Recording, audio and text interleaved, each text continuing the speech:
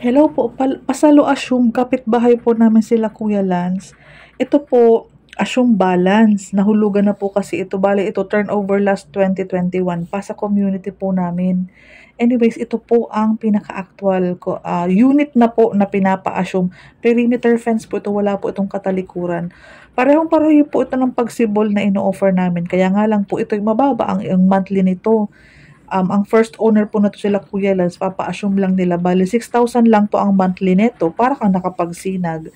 May cash out nga lang po kasi ito'y pasalo assume. Nalinisan na po yung harapan nun. Bali, ganun po ang likod mo, oh. Bakod po. Ibig sabihin, kapag nag-extend ka po dyan, wala pong subdivision sa likod. Lupa lang po. So, pwede kang magbintana kasi wala kang katalikuran. Yun pong pagsibol na yun kami po kasi isa sa phase 1 and phase 2, yung pinakauna pong pagsibol village. Kaya kami po naka-jealousy pa. Ito naman po yung pagsibol ngayon. Dati po, mura ang hulog sa bahay namin. Around 6,000 lang kami. Kaya maganda din po ang pasalo assume sa mga walang requirements. Sa mga hindi qualified mag-loan ka ipag-ibig ngayon. Itong bagong pagsibol ngayon is 10,000 monthly. So, kung may kakilala ka pong gusto mag-assume ng bahay, yung pagsibol phase 2 po, yung location po ng bahay namin, ng opisina namin, at yung pinapasalo po namin, malapit po yun sa gitna. Nasa gitna lang kami, malapit kami sa Alphamart, sa pamilihan, sa mga grocery, mga ganun po.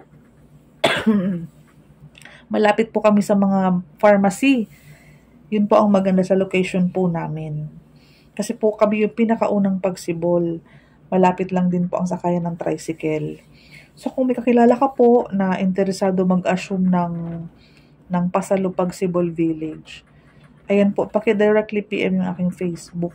Wala po itong pinagkaiba halos dito sa mga bagong pagsibol. Kami nga lang po yung naka-jealousy pa po. Mura nga lang po yung aming hulog. Kumpara mo po ang 6,000 sa 10,000. Ngayon po 10,000 po ang monthly. Kami nung unang panahon 6,000.